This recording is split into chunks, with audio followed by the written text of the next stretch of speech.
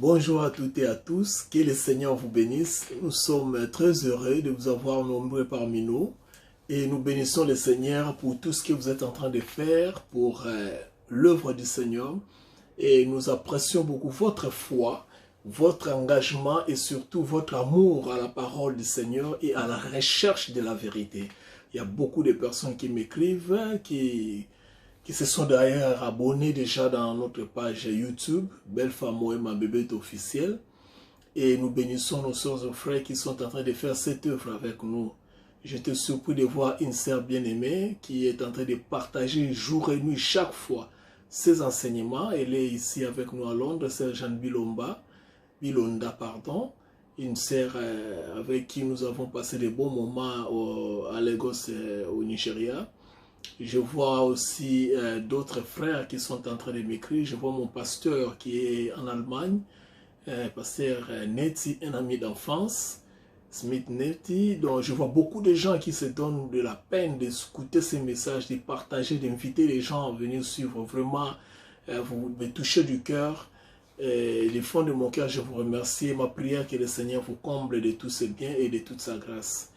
Et à vous aussi qui nous écoutez partout, que Dieu puisse se souvenir de vous et qu'il puisse vous bénir dans le nom de notre Seigneur Jésus-Christ. Merci beaucoup. Aujourd'hui, nous allons continuer avec notre étude sur les 7 dispensations et leurs alliances. Nous allons parler particulièrement de la première alliance. Mais avant cela, nous allons recommander ce moment entre les mains du Seigneur avec cette courte prière. Éternel notre Père d'amour, nous te bénissons pour ce beau jour que tu nous as donné dans la famille et nous te bénissons Seigneur pour Jésus-Christ, ton Fils, notre Seigneur et notre Sauveur. Nous te remercions pour l'œuvre de la croix Seigneur, sans laquelle nous ne pouvons pas nous approcher de toi. Merci grand Père, grand Dieu, grand Seigneur, grand Roi, toi qui nous as aimés d'un amour sincère. Je bénis mes frères et sœurs qui sont en train de m'écouter et je demande ta grâce puisse être déversés dans leur vie dans une autre dimension pour les amener dans la dimension profonde de ta connaissance et de la réalisation de tes merveilles. Que ton nom soit loué à jamais dans le nom de Jésus-Christ. Alléluia. Une fois de plus, merci. Aujourd'hui, nous allons parler de la première alliance. Nous sommes toujours bien aimés dans le Seigneur dans la dispensation de l'innocence, la première dispensation. Nous avons vu un peu beaucoup de choses, mais nous n'avons pas encore terminé. Nous sommes en train de poursuivre notre étude. Donc, nous sommes toujours dans la première dispensation.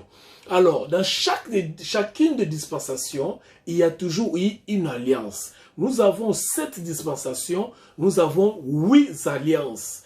Donc, 7 dispensations et 8 alliances. Pourquoi 7 dispensations et 8 alliances au lieu de 7 dispensations et 7 alliances? Comme je vous ai dit, que dans chacune des dispensations, il y a toujours une alliance.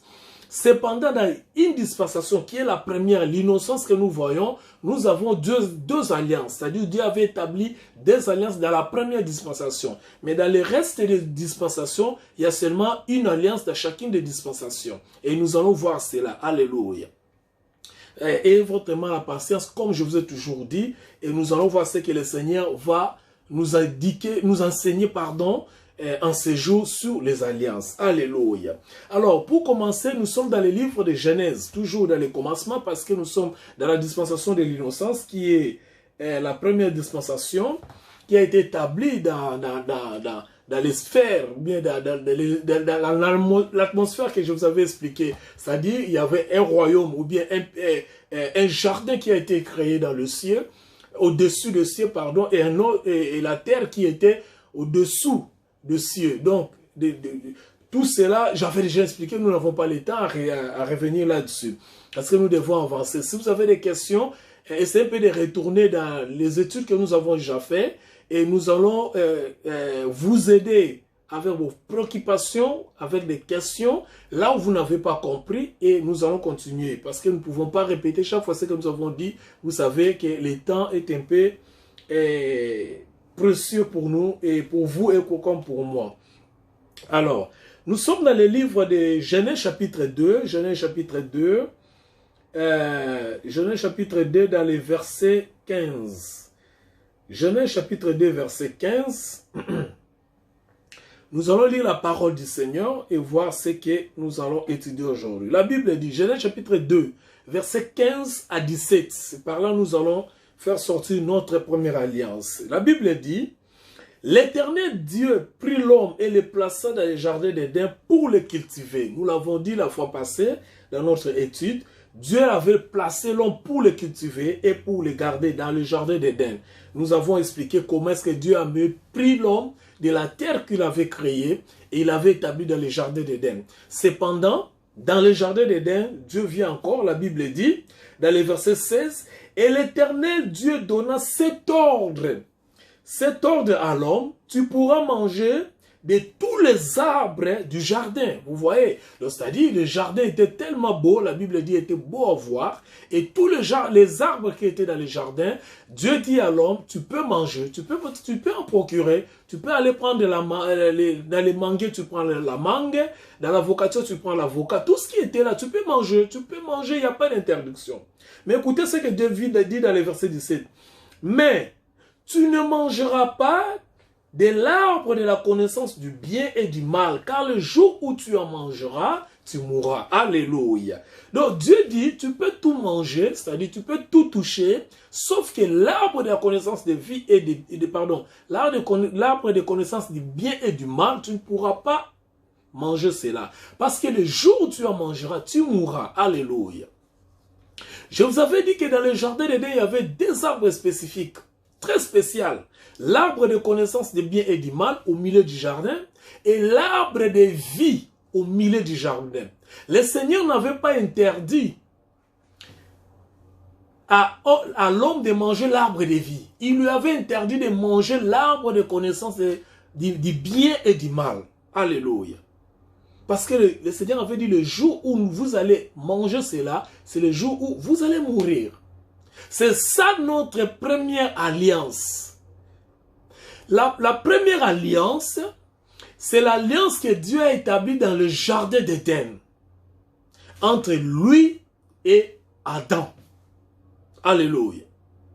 L'Éternel a établi cette alliance entre lui et Adam. La femme n'a pas été encore créée pendant que l'Éternel faisait cette alliance avec Adam. Il n'y avait pas la femme. Il n'y avait que Adam lui-même, comme le maître, comme le leader, comme le responsable, comme le petit Dieu qui devait garder les jardins, qui devait cultiver les jardins. Il n'y avait pas encore la femme. Et Dieu lui avait dit, tu peux tout manger sauf l'arbre de la connaissance du bien et du mal. J'insiste, de la connaissance du bien et du mal. Vous allez comprendre par là parce que certains, dans la séance qui vient, nous allons voir, les gens vont poser la question, pourquoi Dieu avait mis l'arbre de connaissance du bien et du mal?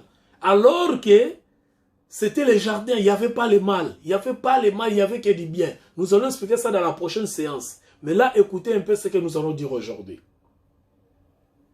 L'arbre de connaissance du bien et du mal. D'abord, qu'est-ce qu'une alliance? Parce que les gens parlent beaucoup. Le but de ce cours, c'est aussi de nous aider à interpréter la Bible, surtout d'une manière correcte selon la pensée de Dieu. Apôtre Paul dit que nous avons l'esprit de Christ. L'esprit de Christ consiste à interpréter la Bible, à répéter la pensée de Dieu correctement dans toute dans toute la justice de Dieu et dans l'amour du Seigneur. Nous avons beaucoup de temps. Il y a un pasteur que j'ai aimé beaucoup, il a dit quelque chose que j'ai suivi. Je le suivais à la télé, il a dit qu'au fil des années, la Bible a été victime des interprétations. Oui, je suis d'accord avec lui. Il y a beaucoup de choses que nous voyons aujourd'hui, bien aimés. Ce sont que des interprétations erronées et fallacieuses de la Bible. Beaucoup de choses. Je vous dis, je dirais même 70%, même 75%. De ce que nous écoutons, matin, midi, soir, dans nos églises, dans nos communautés, dans les réseaux sociaux, ce sont des interprétations fallacieuses, j'insiste, et erronées de la pensée de Dieu. C'est pourquoi faire des études comme ça, nous allons aller dans la lumière des Écritures. Ne me comprenez pas mal, je ne dis pas que tous les pasteurs interprètent mal la Bible, non. Je dis que beaucoup de choses que nous écoutons, surtout dans des chansons dites religieuses, là, vraiment, c'est la catastrophe. Là, ce sont des scandales. Là, ce sont des désordres. Les gens confondent les talents avec les ministères. Vous pouvez avoir les talents, c'est bien, mais ce n'est pas les ministères, bien-aimés. Les gens chantent n'importe quoi. Yewana, Yewana, Yewana, Kunana, Lola. Quelqu'un chantait comme ça. Et la même personne a chanté Ozawa, Pinzamboyo. Vous voyez un peu toutes ces confusions. Donc, il y a des choses que vous pouvez, dans des chansons. Personnellement, excusez-moi, personnellement, j'écoute que les cantiques. Les cantiques les plus anciens. Quand j'écoute cela, je me sens vraiment dans la présence du Seigneur. Je me sens vraiment très édifié. Et les pasteurs, les chantres, bien les musiciens que j'écoute beaucoup, sont un peu sélectionnés. Je sélectionne un peu parce que je protège ma foi. Je n'aime pas entendre des choses qui peuvent affecter négativement ma foi. Là, c'est moi, c'est personnel. Je ne demande pas que vous pouvez faire comme moi, mais moi, je fais le choix de ce que je vais écouter. Je n'écoute pas n'importe quoi. J'écoute ce qui édifie ma foi. Parce que ma foi, je dois la protéger. C'est ma responsabilité. Alléluia. Qu'est-ce qu'une alliance? Une alliance se définit, une alliance dans le vrai terme, dans le vrai sens de la pensée de Dieu. Une alliance se définit comme une déclaration souveraine de Dieu dans laquelle il établit une relation entre lui et un individu. Je répète, c'est une déclaration souveraine de Dieu dans laquelle il établit une relation entre lui et Dieu. C'est ça qu'on appelle une alliance. Les gens chantent alliance, les gens parlent de l'alliance, mais c'est ça qu'on appelle alliance. Ça dit quoi? Ça dit Dieu établit une relation. Lui-même, c'est Dieu qui établit, bien aimé. Vous savez, le christianisme, c'est Dieu. C'est ce que nous appelons Zoé. Zoé, Z-O-E. Zoé, c'est-à-dire la vie de Dieu. Quand Dieu a créé l'homme, l'homme était une forme d'un statut. Et il a soufflé, il a donné la vie. C'est ça le christianisme. Quand Dieu a soufflé, c'est la vie de Dieu transmise à l'homme. Donc ça veut dire que l'existence de l'homme, c'est la dépendance totale de Dieu. Alléluia. Il a soufflé dans l'homme et l'homme devient un vivant. C'est ça. Les souffles là, c'est les Zoé. C'est-à-dire, c'est la responsabilité de Dieu de faire que l'homme puisse venir à l'existence. L'homme puisse exister. Pas le contraire.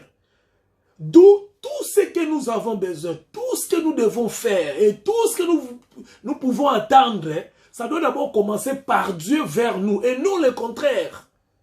Nous ne pouvons pas faire quelque chose pour atteindre Dieu. Jamais, c'est impossible.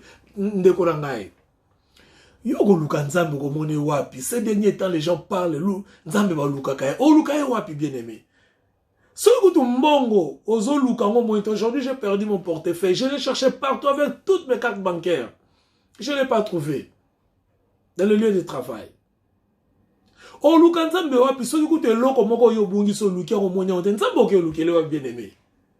savez, il y a des fois des choses que les gens disent. C'est un peu de la déviationnisme. C'est du déviationnisme un peu à quelque sorte. C'est en quelque sorte un peu de... Je ne sais pas, bon, ça c'est pas le problème. Une alliance, c'est une déclaration souveraine de Dieu à laquelle il établit une relation avec un homme. Alléluia. C'est-à-dire, Dieu se met dans la peau d'un homme. L'alliance entre Dieu et l'homme, ce n'est pas l'alliance, c'est pas du genre de l'alliance que nous faisons entre nous les hommes. Ou bien l'alliance, par exemple, du mariage, il y a un homme et une femme qui se sont décidés de se marier et ils entrent dans une alliance. C'est pas la même chose avec l'alliance avec Dieu. Ne prenez pas l'alliance avec Dieu dans les concepts de l'alliance comme nous faisons avec les hommes. Ou bien, je vois beaucoup de politiciens qui parlent des alliances, ils font des alliances entre eux, il y a beaucoup d'alliances. Mais ce n'est pas la même chose avec Dieu. Parce que l'homme, en réalité, ne peut pas faire une alliance avec Dieu. Parce que l'alliance, d'après l'entendement de l'humanité, de l'homme, de l'humain, ça doit être entre deux parties égales. Ça doit être entre des gens qui ont presque des mêmes valeurs, des mêmes puissances, des mêmes capacités. Vous voyez, quand je fais l'alliance avec quelqu'un, c'est par rapport, parce que cette personne est humaine comme moi, cette personne a peut-être quelque chose que je vais gagner dans cette alliance, et lui aussi a quelque chose que lui veut gagner à travers cette alliance. Mais avec Dieu, c'est pas comme ça, bien aimé. Moto, quand ça l'alliance sans embêter. Oh, on a ça l'alliance sans embêter. La alliance moto. Tu es tellement petite. Tu es tellement minime. Tu es tellement rien devant Dieu. Quand ça l'alliance n'a été. Tellement mounene. Il est tellement infini. Il est tellement indéfini qu'il ne peut pas faire alliance avec l'homme. Mais dans le cas de l'alliance où nous parlons, qu'est-ce qui se passe?